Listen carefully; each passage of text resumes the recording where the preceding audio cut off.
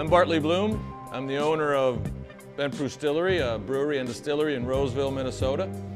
We've been here about 3 years now. Started this dream probably in 2007 with a homebrewing kit from my wife for Christmas. She's regretted it ever since.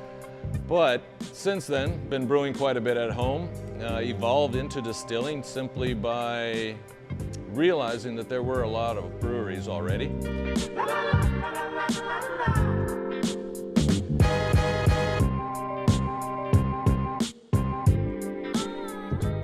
We were making whiskeys and bourbons. At first, everyone thought it tasted like crap.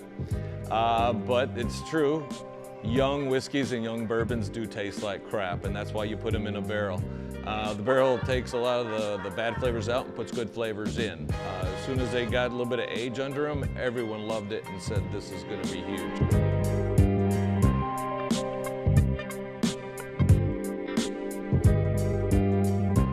We have one more product that we have on the market. That one is a spiced rum. This hasn't won any medals yet because we haven't entered any competitions yet. We hope that's going to change this year as we enter more competitions with it, but it should be a successful one too. It's becoming our biggest seller already.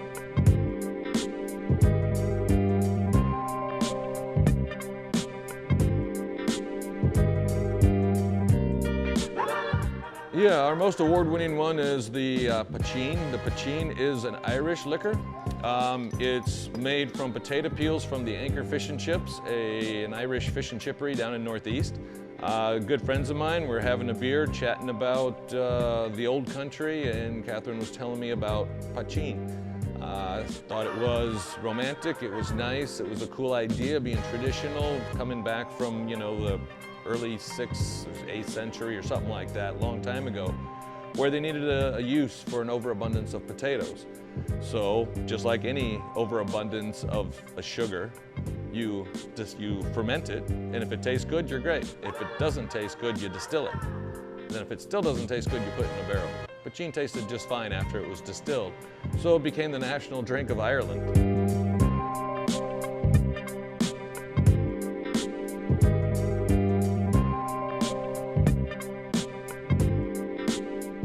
We've been lucky enough to win a few medals too in the times that we've been doing this. We've got, with the two products, we've entered 4 competitions and we've won 10 medals.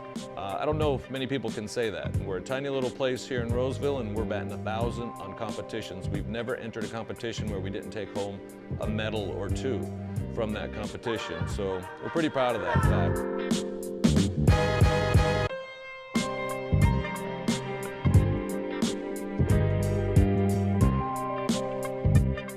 One of the big things we like to focus on is the sour beers. We do a lot of very unique sour beers.